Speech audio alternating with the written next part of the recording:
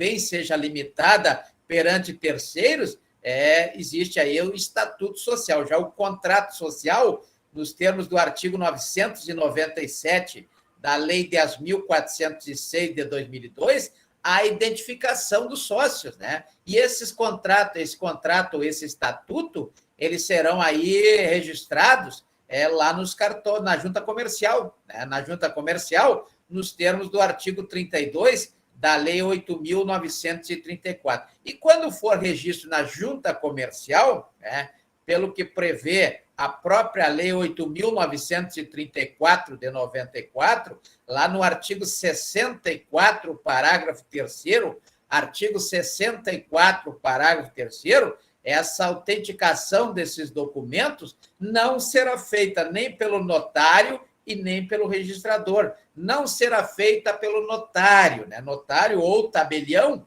porque é o próprio advogado ou o próprio contador que faz isso, né? É o próprio advogado ou o próprio contador. Então, eu peço que deem uma lida aí nesse artigo 64, parágrafo 3º, da Lei 13.000, na verdade é o artigo 11 da Lei 13.874 de 2019, que traz essa alteração na Lei 8.934 de 94, lá no artigo 64, ou 63, né, parágrafo 3º, que é a lei das juntas comerciais. Então, autenticar também é uma função do notário. Já o artigo 7º, por sua vez, da Lei 8.935, vê quando se fala em junta comercial, é Lei 8.934. Quando se fala em serventias, aí já é a Lei 8.935 de 94. Então, atente aí para essa pequena diferença, não é verdade? Então, vejo que lá no artigo 7º da Lei 8.935 de 94, nós temos o papel dos tabeliães, né? Tabeliães de notas, tabeliães de notas, né? Compete a eles com exclusividade, primeiro, né? Como vimos na aula passada, lavrar escrituras e as procurações, ou seja, aqueles instrumentos de mandatos, lá do artigo 653, artigo 653, da Lei 10.406 de 2002. Eu lembro até que uma colega perguntou como é que termina a procuração, quando é que é o final, né? Na verdade, existe um artigo 682, artigo 682 da Lei 10.406 de 2002, que traz lá algumas causas de extinção desse contrato de mandato, ou seja, dessas procurações. Então, o artigo 682, ele traz que, por morte das partes, né, poderá haver aí a extinção desse contrato de mandato. Porém, né, se o negócio estiver andando, aí poderá, claro, com a anuência de todos os envolvidos, poderá continuar sendo usado aí este mandato, esta procuração, se não vale a regra do artigo 682 da Lei 10.406 de 2002. Que lei é essa? 10.406 de 2002. Logicamente, é o Código Civil, como eu falei no início, ela tem aí, logicamente, complementariedade às regras previstas na legislação, tanto dos serviços notariais quanto dos serviços de registro, né? Também cabe ao tabelião de nota lavrar. Lavrar significa escrever, assinar embaixo, todo aquele procedimento, né? Lavrar testamentos públicos. Testamentos públicos estão previstos lá no artigo 1857 da Lei 10.406 de 2002. E aí nós temos vários tipos de testamentos, né?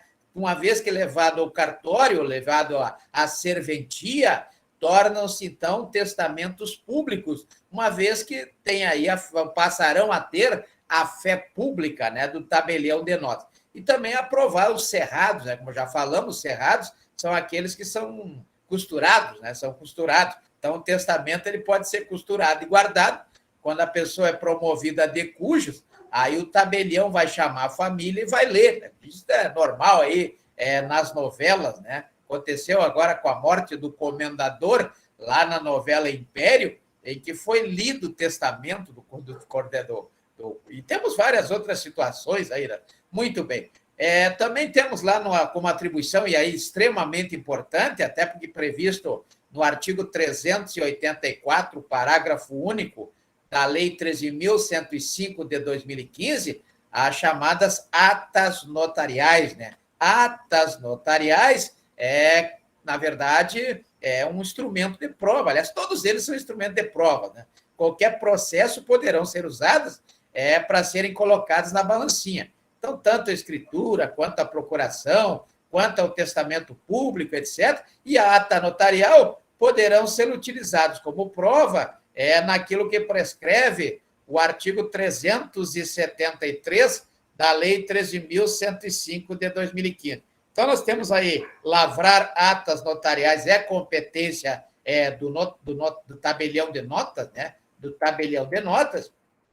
Também outra atribuição extremamente importante é o reconhecimento de firma, com exceção do que trouxe aí a Lei 13.874 de 2019, em relação aos documentos que serão registrados lá na junta comercial, né, para as atividades, as sociedades empresárias. Então, vejo que temos aí essa diferença aí, lá no artigo 63, parágrafo 3º, ou 64, né?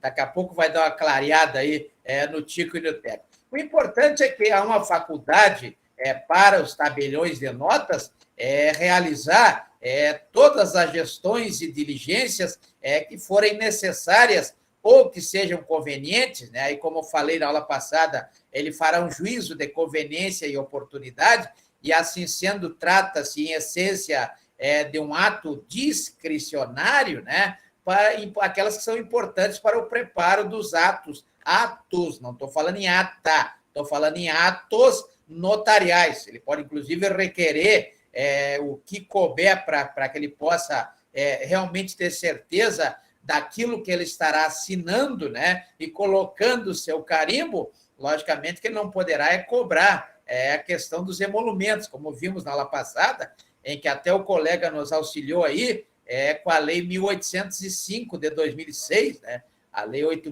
1805 de 2006 é a lei que trata dos emolumentos, e é uma lei que é baseada na lei nacional, que é a Lei 10.169 de 2004, né? Lei 10.169 de 2004. Então, vejam que nós temos essa necessidade do concurso, isso é importante, né? Temos aí essas pessoas previstas lá no artigo 5º da Lei 8.935 de 94, que compõem esse serviço notarial. Temos a competência dos notários lá no artigo 6º, e o artigo 7º nos traz exatamente o que faz, na verdade, com o que trabalha o tabelião de notas, né? Então, vejo que, logicamente, que essa escolha dos tabeliões de notas, ela goza de uma liberdade, né? Então, qualquer que seja o domicílio das partes envolvidas,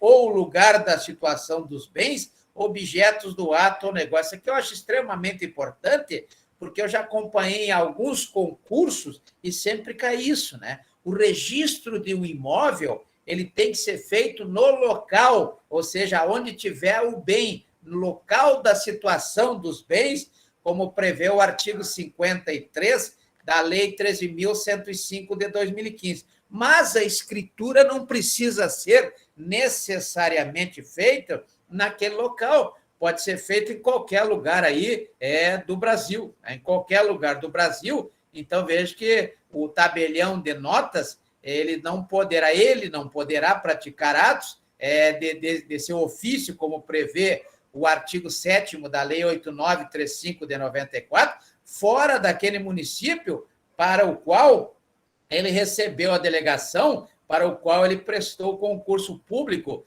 nos termos do artigo 37, inciso 2º da Constituição Federal. Artigo 37, inciso 2º da Constituição Federal, né? É lógico que os tabeliães e oficiais de registro têm uma série